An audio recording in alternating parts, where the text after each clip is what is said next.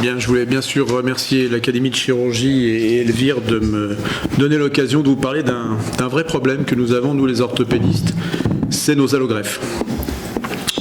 Alors tout a commencé il y a 20 ans, puisque à Clermont-Ferrand, on était comme partout, on avait le congélateur pas très loin du bloc opératoire, voire à l'EFS. Et puis en décembre 98, on savait qu'il allait arriver un décret qui allait obliger les utilisateurs d'allogreffes de passer par des banques de tissus agréées. Et nous sommes donc allés voir notre hôpital qui nous a expliqué que ça ne l'intéressait pas. Nous sommes allés voir notre doyen qui nous a expliqué que ça ne l'intéressait pas. Et nous sommes allés voir le FS qui nous a expliqué que ça ne l'intéressait pas. Et comme à l'époque, on était très intéressés, nous, par la reconstruction, puisqu'il y avait beaucoup de reprises et beaucoup de nécessité de greffe osseuse, et que j'avais eu la chance d'être formé à l'arthroscopie et à la ligamentoplastie par Vincent Chassin, qui est ici, et nous avions commencé à travailler sur les allogreffes de tendons. On a donc créé une banque de tissus, qui est une banque de tissus associative et qui a d'ailleurs été la première banque de tissus agréée en France. Alors cette banque, elle a des buts très simples, elle collecte, elle sécurise, elle conserve, elle distribue. Et puis surtout, ce qu'on voulait, c'était collaborer avec d'autres banques et d'autres opérateurs de santé parce qu'on se sentait comme un petit peu isolé. Et puis également faire une veille technologique et réglementaire sur les greffes humaines, car la majorité de nos collègues n'étaient pas très au fait à la fois de la science, mais également du réglementaire qui est très prégnant dans cette activité. Alors notre intérêt, c'est que bien sûr, on a une implication forte des chirurgiens, on a un bon réseau, et surtout, on est une association à but non lucratif. On fait tout ce que l'on peut pour investir les maigres bénéfices que nous avons dans la recherche.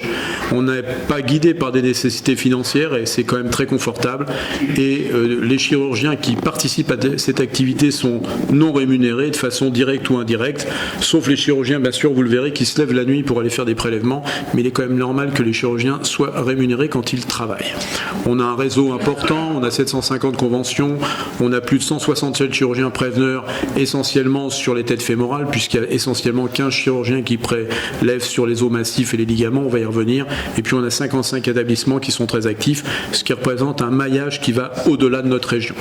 Alors l'activité, on fait plus de 1500 têtes fémorales récoltées par an, mais surtout ce sur quoi je veux insister, c'est qu'on fait plus de 20 prélèvements PMO par an. Alors c'est tout à fait minuscule, mais c'est 20% de la production française. C'est pour vous dire, on en a, mais on va en reparler. Notre fourniture, on fournit pas mal de choses en greffons, puisqu'on a également des têtes fémorales traitées. On a une centaine de greffos cryo-conservés, mais surtout ce qui est important, et c'est surtout là-dessus que je veux insister, c'est tous nos problèmes pour avoir des fémurs, des ménisques, des appareils extenseurs, des ligaments, et tout ça c'est en fonction des disponibilités. Alors pour vous donner une idée, en 2017-2018, on a eu 29 donneurs sur 2 ans, uniquement au CHU, et je vais vous expliquer qu'on va bien au-delà maintenant.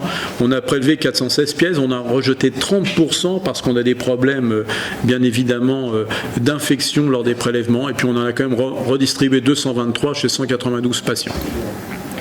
Alors en fait, toute la problématique, c'est quels sont nos besoins. Alors sur les prélèvements tissulaires, c'est très clair, on n'a pas d'os massif, on n'a absolument pratiquement rien en ménisque, pratiquement rien en tendon, pratiquement rien en ligament et pratiquement rien en cartilage. Sur l'ingénierie tissulaire, c'est encore mieux. Quand on se balade dans le monde, quand vous allez à l'AOS, vous regardez, il y a des centaines de stands sur lesquels on vous parle de cellules souches. Alors, on peut en penser ce qu'on veut, d'ingénierie tissulaire, mais il faut savoir que chez nous, c'est néant. On n'a pas de façonnage, on n'a pas de forme spécifique, en fait, on n'a vraiment pas grand-chose. Alors, qu'est-ce qui nous manque ? Les os longs. Il faut savoir qu'à l'heure actuelle, si vous avez besoin d'une extrémité supérieure d'humérus pour reprendre une prothèse totale d'épaule décellée ou infectée, on n'a pas. Les ménisques, c'est très compliqué à avoir. Pourquoi ? Parce que là, en plus, on a un problème de sizing, c'est-à-dire qu'il est bien évident qu'entre un ménisque pour une femme qui fait 1m60 ou un grand balèze qui fait 2 mètres et 120 kg, ce ne sera pas les mêmes dimensions. Les tendons aussi. Les tendons, à l'heure actuelle, quand vous avez des patients qui ont des grandes lésions ligamentaires, entre autres au niveau du genou, on a quelques difficultés. Le traitement, les os longs, à l'heure actuelle, on ne sait pas les traiter. On sait juste traiter un peu d'os spongieux. On ne sait pas faire de DBM, qui sont des matrices ostéo-inductrices et qui permettent de traiter un certain nombre de pseudarthroses. On n'a rien de façonné et on n'a surtout rien qui associe cellules souches, facteurs de croissance, qui pourraient permettre à ces greffes de fonctionner beaucoup mieux. Alors qu'est-ce qui se passe ailleurs? Parce que ça, c'est quand même intéressant. En Belgique, petit pays dont tout le monde se moque, ils sont 7 millions d'habitants, ils font 150 prélèvements par an et ils couvrent à peine leurs besoins. En Catalogne, 7 millions d'habitants. En 2018, 342 prélèvements. 342 prélèvements. En France, 100 prélèvements par an, dont je vous rappelle 20% sont faits à Clermont-Ferrand. Les chiffres sont plutôt en baisse et on importe 30% des os massifs, 80% des tendons et des ligaments. Si on voulait être à l'équivalent, il faudrait qu'on fasse entre 900 et 1000 prélèvements par an, donc on est à peine à 10% du minimum pour couvrir nos besoins. Alors les freins, c'est quoi? C'est la bonne volonté des équipes de prélèvement. Les coordinations ont beaucoup de difficultés une fois qu'elles ont eu le cœur, les reins, de dire les os c'est très agressif pour les familles et en fait elles ne respectent pas la loi, elles font une espèce de liste à l'après-vert qui ne fait que déstabiliser la situation. Et puis les chirurgiens orthopédistes, ils sont beaucoup de garde et quand il faut se lever pour récupérer des os qu'on va confier à une banque de tissu qui, quand vous en aurez besoin, va le donner à un chirurgien à l'autre bout de la France et vous n'aurez plus rien, vous vous levez une fois, vous ne vous levez pas deux. Les blocs opératoires, on a optimisé de façon extrêmement importante l'utilisation de nos blocs, ce qui fait que quand vous avez un prélèvement à faire, vous embêtez tout le monde. Personne ne vous dit, allez, il faut aller vite parce que telle spécialité ne va pas pouvoir faire sans régler. Donc, il y a un vrai problème. On n'a plus du tout de marge de manœuvre et on a une réticence psychologique des équipes de bloc importante. Et puis la technicité aussi. C'est difficile à faire, c'est compliqué à faire, il faut reconstruire. Et en fait, si ce ne sont pas des chirurgiens orthopédistes entraînés, c'est relativement mal fait, c'est relativement mal reconstruit et on a vraiment des problèmes à la fois pour avoir des greffons de qualité et à la fois pour avoir des équipes de coordination qui, parce que la récupération est de bonne qualité, n'hésiteront pas la prochaine fois à faire appel à vous. Alors on a développé un projet autour de la greffe. Pourquoi? Parce qu'on a besoin de greffes en quantité, en disponibilité, en sécurité, en qualité. Et puis on aimerait bien avoir un peu d'innovation et de diversification. Et puis on voulait accompagner les acteurs concernés par les greffes sur le plan opérationnel, réglementaire et scientifique, parce que faire un prélèvement d'os massif, faire un prélèvement de ligament, c'est pas facile techniquement, c'est pas facile organisationnellement et c'est pas facile réglementairement. Alors ça répond bien sûr à la volonté des partenaires, essentiellement les chirurgiens orthopédistes, parce qu'on en a besoin. Et l'idée, c'est de mutualiser les approvisionnements et puis de gérer ça au mieux en termes de logistique. Et puis vous savez qu'il y a toujours des plans greffes. Alors ça, c'est très intéressant parce qu'il y a des plans greffes extrêmement importants. Mais malheureusement, quand on demande comment on peut être aidé à ce niveau-là, vous verrez qu'il n'y a pas grand-chose qui vous aide. Mais c'est toujours un petit peu comme ça, malheureusement. Alors, on a créé un consortium avec notre CHU parce qu'au bout de quelques années, ils se sont aperçus, ils ne voulaient pas de nous au départ, que c'était quand même quelque chose d'intéressant. On a eu le soutien, et je voulais remercier entre autres Henri Coudane qui a été très important lorsqu'il y a 3 ou 4 ans, nous avons demandé à la Sofcote et à la SFA de nous accompagner. Et nous avons un soutien extrêmement fort de nos sociétés savantes. On a été plus reconnus par l'Europe que par la France, puisqu'on a une partie de nos financements qui viennent du FEDER. Et puis on est adossé à une équipe de recherche, ce qui est très important, car il nous faut progresser dans la préparation de ces tissus. Alors là, c'est pour vous montrer un peu ce qui se passe en France. Vous voyez qu'il y a des banques de tissus un peu partout en France. Il y en a sûrement un peu trop et cette dissémination ne fait ni la quantité ni la qualité. Voilà toutes les banques de tissus qui s'occupent de l'appareil locomoteur. À Clermont-Ferrand, on est les seuls à avoir toutes les autorisations pour tous les tissus. La mission du projet, c'est très simple, on veut avoir des prélèvements en quantité, on veut avoir la disponibilité des greffes, c'est-à-dire que vous êtes à Nancy, à Paris, à Bordeaux, à Lille, à Marseille, si vous avez besoin de greffes, il faut que vous puissiez les avoir. Or, à l'heure actuelle, si vous avez besoin d'un tibia, eh bien, si vous ne vous adressez pas à la bonne personne, vous n'êtes pas prêt de le trouver. Il faut qu'on garde un très haut niveau de sécurité, parce que le risque, bien sûr, c'est l'infection, et si vous avez une allogreffe qui n'est pas bien prélevée, qui n'est pas bien préparée, vous avez un fort risque.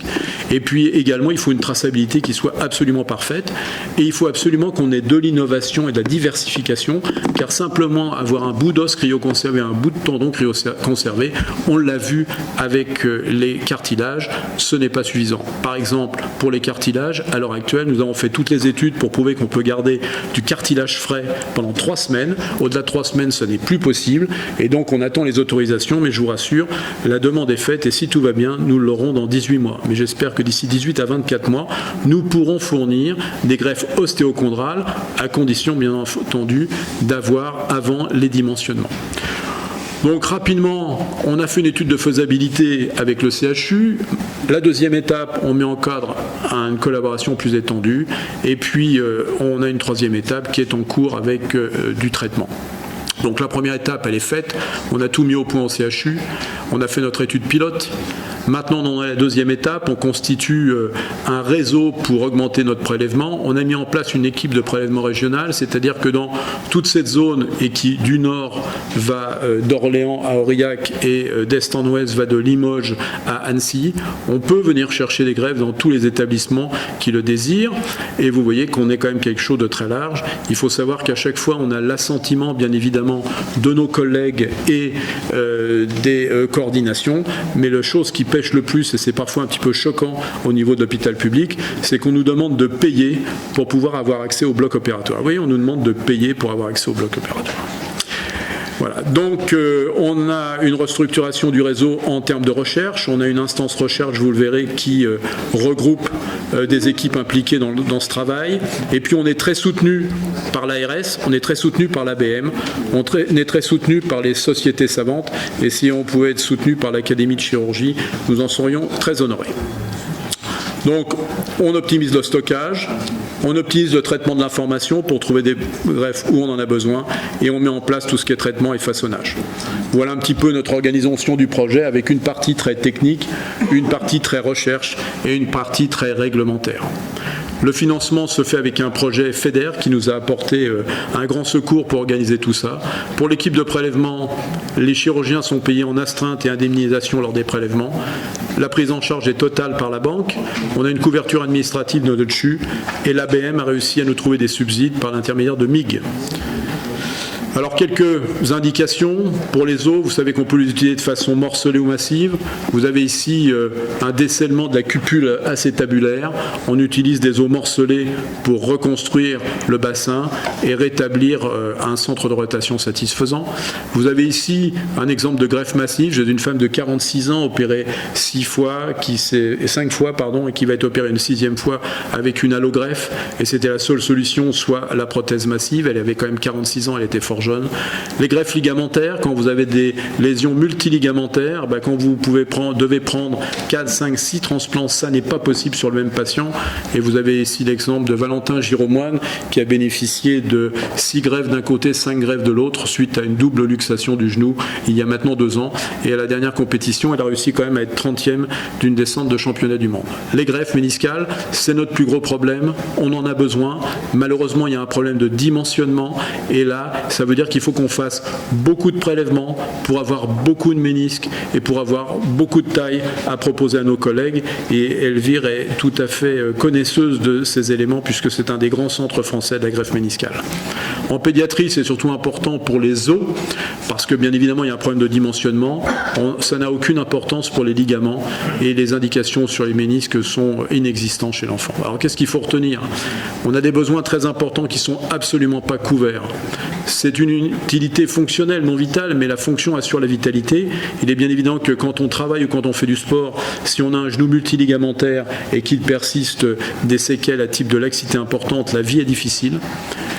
L'importance de la qualité du prélèvement et de la reconstruction, voilà pourquoi les chirurgiens orthopédistes doivent bien sûr s'inscrire dans cette récupération et que ce n'est pas n'importe quel chirurgien ou des techniciens isolés qui pourront le faire.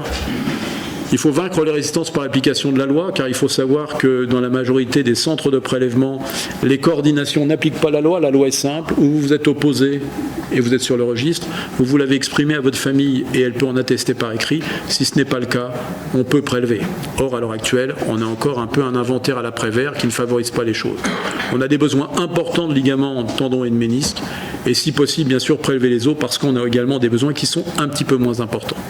Alors, quelques idées simples et qui viennent du rapport Tambourin-Bella. L'innovation, elle n'est pas technologique, elle est souvent organisationnelle. Ça vous paraît un peu bizarre de dire que c'est quand même compliqué de récupérer des os cryoconservés, et on peut se dire que c'est quand même pas une idée de génie, vous l'avez tous connu et ça se connaît depuis plus de 100 ans. Le problème, c'est l'organisation, et l'organisation pêche. Et il n'y a pas de vraies innovations sans valorisation, parce que si on fait un système structuré, centralisé, nous allons pouvoir dégager suffisamment de marge de manœuvre pour améliorer l'opérationnel et améliorer la recherche. Et puis, j'aime beaucoup Gaël Giraud qui explique très simplement les choses. C'est un polytechnicien jésuite, vous me direz, ça fait peut-être 2 problèmes, et qui dit une chose extrêmement simple, c'est que le mode le plus adapté à régler nos problèmes, ce sont les professionnels qui doivent le faire. Le public a prêché, le privé a des impératifs et des objectifs qui ne sont pas les nôtres. Et je pense que le fait que la profession s'empare de ce problème est un élément extrêmement important. Et comme le disait Lévi-Strauss, comme on n'est jamais intelligent tout seul, on a intérêt à faire ça à plusieurs. Je vous remercie.